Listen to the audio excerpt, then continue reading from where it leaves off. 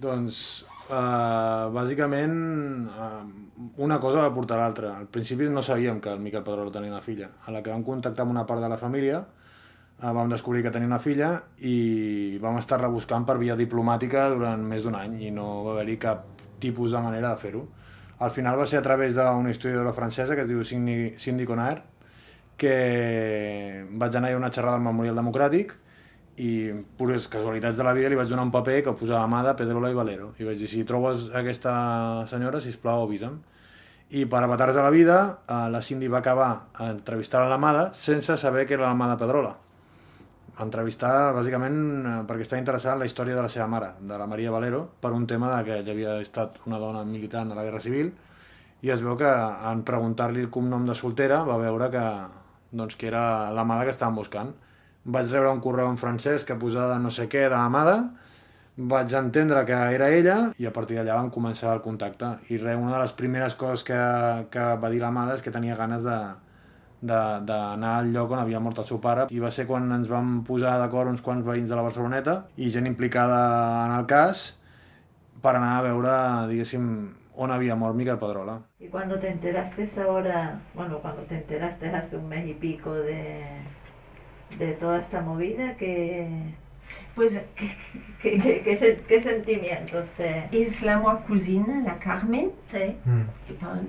com li telefono una vegada per mes, me va dir, saps, hem parlat del teu pare a la tele, no sé perquè no escoltava així, no sé, però han trobat o han posat o volen posar una placa, no sabia exactament. Me vaig posar a plorar.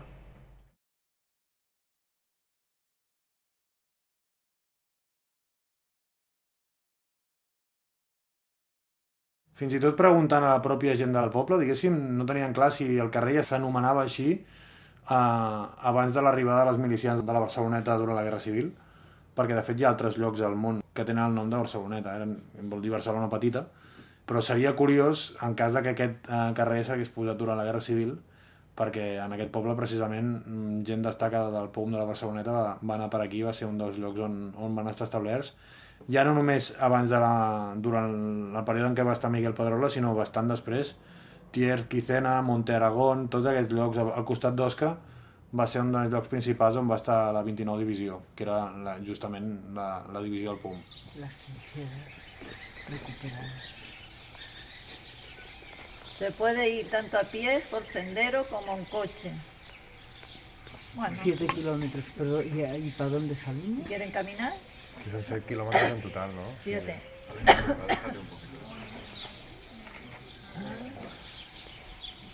Está Una pista forestal en buen estado, dicen. esto por donde se... Ahora nos dirán. Pero... Luego... Sí, esto sí que posiblemente sea... De fet, la casualitat més gran va ser que qui ens va fer d'aquí a aquí era un dels germans Campos Salinas. A mi el Dani Campos Salinas em va contactar i em va preguntar, jo no havia mort Miquel Pedrola. Jo vaig dir, en una localitat petita que es deia Les Casitas de Quicena, que està a prop de Thiers, i bueno, va quedar així, no? Una conversa amb un periodista, però em va tornar a trucar i em va dir, on m'has dit que s'havia mort? I jo li vaig explicar que això, Quicena, Thiers, etc. I casualitats totals, resulta que tota la seva família era d'allà. Per tant, em va dir, quan arribeu allà, el meu germà us guiarà. Mira. POUM, García Oliver, Stalin. Aquí está Carlos Marx, el PSUC, POUM, Milicias Barbastro, POUM. Si tenien el PSUC al costat, Mira, Brigada Stalin. Brigada Stalin, sí.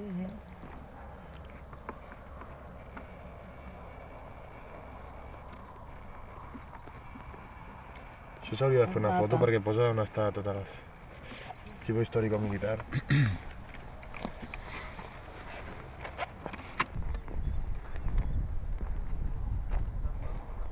Al moment aquest en què vam anar a les trinxeres, clar, sí que és veritat que després parlant amb l'Amada, ella tenia una visió molt personal d'això. Per nosaltres era descobrir un espai i tenien una certa motivitat, però per ella, o sigui, sabem que en aquestes trinxeres va estar el seu pare lluitant. I va haver-hi un moment que va desaparèixer.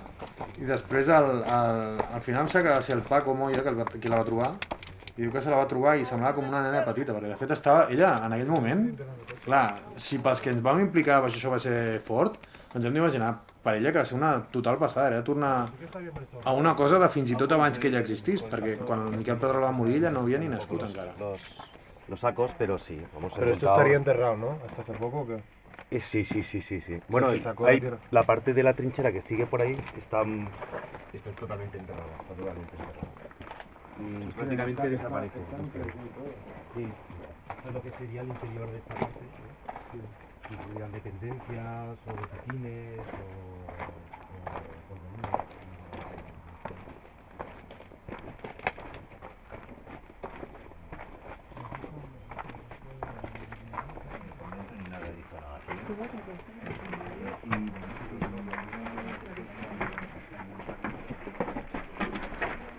Pero ahora no hacen fotos, potser, no?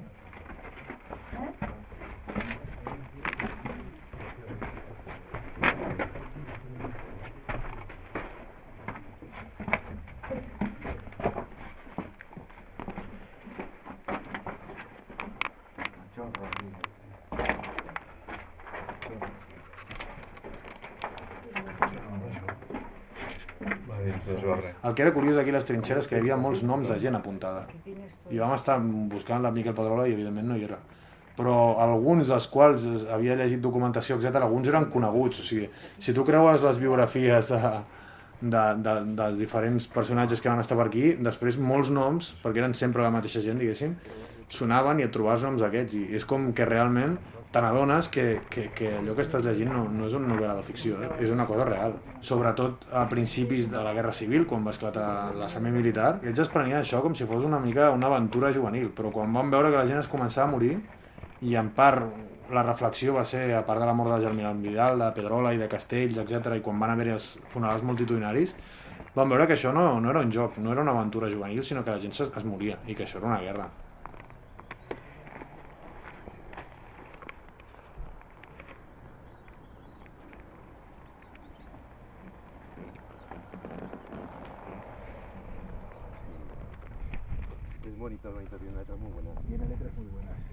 Aquesta casa era una caseta de control de camí de cobrament d'impostos bastant antiga, d'abans de la Guerra Civil.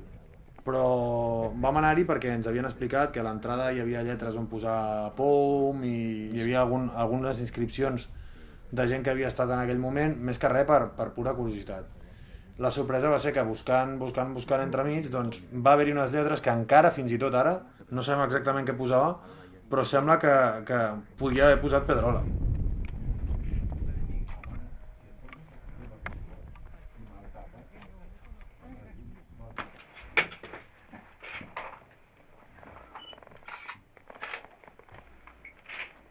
Y todo el mundo haciéndole fotos a la pista.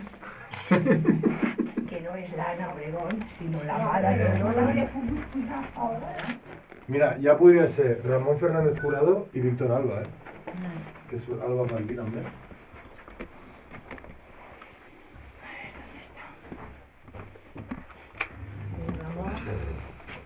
I Alba. I allà posa 1936 també. Però aquesta està super ben feta, aquesta. Pues ahí veo la T, la E, la D, la R. Yo pensaba que era más pequeña la caseta No, esta. ¿verdad? Sí, La O. No sé, no, es que ya veo siempre lo mismo. Eso ya lo veo por todos lados, ¿eh?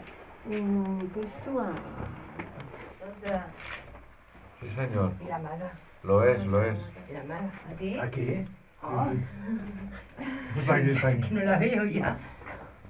Es que si no vas siguiendo. Posa Pedrola, no? Com ho veus? Es una P. Yo, vamos, yo creo que No, sí. ahora Sí. que se DR, mira. Lo vas De- siguiendo. Aquesta Eh, càmera ho agafarà de Pedrola conya, sí no, que es això? veu. Lo vas Más o siguiendo con Sí, la, bueno. La con L. la mano. Pero la está hecha así como Sí, redonda. porque no ha acabado de... Vamos, y cada vez desde aquí parece que lo voy viendo más transparente, o yo no sé, pero... Jo crec que sí, perquè si no, què posa? No, per definició, aviam, no. És que no n'hi Bueno, ha... pasar el dedo. Pasar el Pasar el dedo. dedo, empiezo pasando el Si dedo. pasas el dedo, lo único que le falta es el punto de la A. La La última Lola és sí que una es A. La última és una A. És una A o és una O aquí? Segur? Això és una És L que i jo una, porto i una, tanta i una A. Y tant que ho és. La L está aquí, ¿no? Y la P se ve bien claro. Sí. P, esto es una E, mirada para abajo. Això sí que és una O? Està trencat. Se li va Ah, trencar... va, la A fa així. Aquí se li va trencar el trosset d'això, però ha quedat a l'endit, veus? E, i aquí s'ha trencat. I això, P, això és una P, D, R, La O i la L es veuen clarament. L, i això és una A ben clara. Vamos Y aquí, Y luego en el cementerio pues fusilaban todas las noches. Fusilaban el todas las cementerio noches. había también, habían fortificado el cementerio, ¿no? Aquí hay montones. Sí, que te, si había ¿No unas ves que columnas, estábamos yo en eso me medio del acuerdo de cuando frente? vinimos de la guerra. Teníamos frente arriba Unas las columnas de trincheras esas de y lo material, teníamos en el resumen. no de Teníamos los plástico frentes. más fuerte, Y luego que pues las está echaban como desde muy los cerca. aviones. Y Allí, cuando pues, tiraba como la artillería una de cosa y aquí, enterraban a pues cualquiera. contestaba la otra que estaba aquí arriba. Y aquí estábamos en medio. Esta casa nuestra la tiraron casi toda, Casi toda la tiraron. Nosotros nos llevaron a Nueva a un pueblo que le dicen La Bata. La Bata, que está aquí arriba, en esa montaña. Ahí estuvimos, yo estuve con mis abuelos. Y aquí se quedó mi padre y mi madre. Y yo me fui con los abuelos allá. Y estuvimos en Vacosa allá no sé qué tiempo, hasta que liberaron. Y después vino mi abuelo para aquí, que quiso venir una temporada, y los mandaban después, porque hicieron aquí una colectividad. Los mandaron a vendimiar y lo llegó una bala perdida que dicen y lo mató. Otros dijeron que había sido Le perforó los intestinos y lo mató. El único que mataron en el pueblo de aquí, los que estaban mi aquí, abuelo. pero no fue bala perdida. Sí, pero fue una bala perdida. Pero Encontrada, aquí ya no vamos. quisieron Pero devolverla encontrada. después de la guerra. Perdida, pero encontrada. Que son cosas que no lo sé. Pero eso que no lo vamos a ver más, Ahí no veremos que Yo cuando dicen ahora echan en la tele la República, no ni me la miro. Porque como he visto tanto de la guerra, y siendo un crío, no me la miro. Eso no lo quiero ni ver. Yo me acuerdo que pusieron, para cuando entraran a tomarlos, pues había unos pestillos en las puertas. Y pusieron una cuerda con una bomba atada para si abriera el pestillo, cortara la cuerda, el cuchillo, y explotara y los matara. Y estaba todos los tabiques y todo llenos de los muertos. Mataron un montón. Eso me acuerdo yo. Dios mío, yo cuando dicen en sitios que va a haber una guerra Y de ver civil, digo, fusilar aquí en la esquina de la torre, fusilaban todos los días y un autobús tocando allá en una orquesta. Y el autobús lleno de gente para fusilarla. ¿Y este le suena esta y persona ahora aquí? después de tantos años, ¿Qué? ¿Este hombre le suena? Es su padre que estuvo aquí cuando la guerra. No, Pues sí, pero bueno, claro, será es que tan tantos siga ganando años. yo las veces en Aquí lo tiene más grande, sí. Sí, claro. Si me siquiera conocería, si lo hubiera así, lo conocería. Si luego, cuando entraron aquí los vinieron por aquella parte de allá, y lo repartieron por todas las casas. Llegaron aquí y dijeron, Ens podem fer una idea de lo que van patir la seva mare i Y toda la gente Tota que la se tuvo que generació. que no m'estranya que no parlessin, I m'estranya, o sigui, tinc claríssim que no parlaven per no tindre que recordar-se Veia un cop ja ha passat i ha estat dos i veus fer-te, com... no, i tampoc fer-te patir a tu de dir, mira, el teu pare això, o... Clar.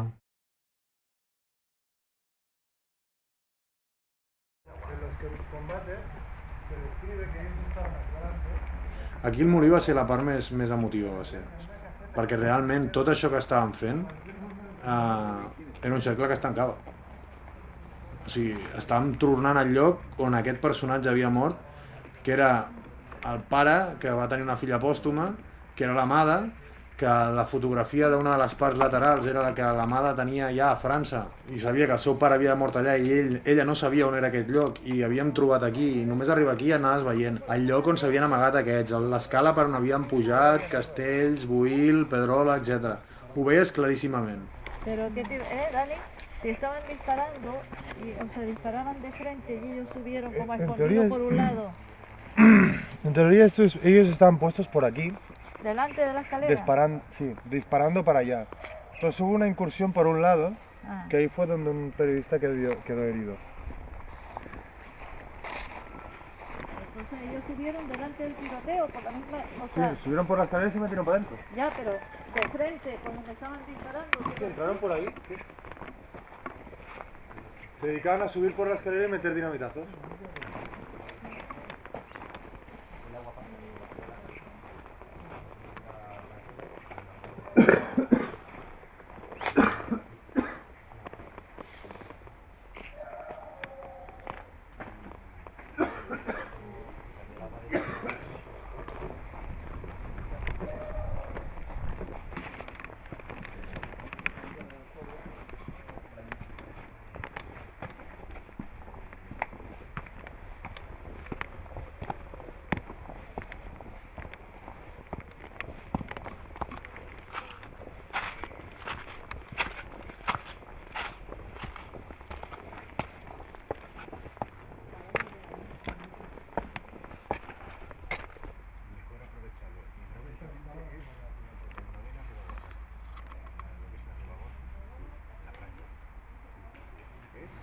I després de causar un gran esborrany a l'edifici mitjançant dinamita, els soldats franquistes van començar a entregar, mentre alguns aconseguien escapar-se en direcció a Oscar. Un cop conqueria la posició, alguns dels soldats rendits van avisar que hi havia morts de l'altra banda del passadís que s'endinsà des de la porta principal, o sigui, seria aquí recte. Diu aleshores Fernández Jurado: fou aleshores quan vam pujar a la planta alta i descobríem els cadàvers horriblement destrossats dels nostres 4 companys i en Pedrola. Quan Rovira vingué m'abraçar i em va dir que jo m'havia de fer càrrec de la centúria, això ho diu el Coll, que és el que li deien, diu que des d'aquell moment s'anomenaria Miquel Pedrola. Aquesta centúria passaria a ser dissolta el 37 i ho lluitarà dintre el batalló de xoc Rovira. O sigui que van entrar aquí dins, hi havia una gent que no sabia què havia passat, un dels que, això hauria d'estar disparant des d'allà, un dels que ho explica diu que es van posar a la part aquesta lateral d'aquí i els van disparar i aleshores saben que ells van entrar però no saben com havien anat al combat i un cop van pujar, aquí van pujar dos o tres vegades a dinamita. Un cop van posar dinamita aquests, es van rendir i els van entrar dintre i és quan van trobar els cossos. I aleshores després explica el tema de... Sí. Me dijeron que dónde estaba, no estaba ahí. Sí, sí, sí. Preguntaban por ellos. Sí, sí. I me'n recordo molt que vam sortir superaixafats, de baixar en aquella escala i el fet de la punyetera porta de ferro, que no era més que una porta de ferro en un molí on no hi havia res, no estava passant res, però el poder que té un espai on ha passat alguna cosa, que després ho rememores. De fet, des del punt de vista historiador sempre diuen que has de prendre una certa distància, no? Però com aquí ens vam implicar, sobretot la Pino i jo, que al principi no sabíem ni que hi havia família, sempre dèiem, ostres, doncs si no hi ha família, farem com si el Pedrola fos de la nostra família. Molta gent em preguntava, però aquest era familiar teu, no? I una mica hi havia la voluntat, un cop va aparèixer la família, de dir, doncs ara ja ens podem apartar i ja seran ells, no? Però des d'aleshores hem seguit tenint relació, especialment amb l'Amada, que han anat venint aquí, i dona la sensació de que sí que és veritat que el Miquel Pedrola al final és una mica de la nostra família.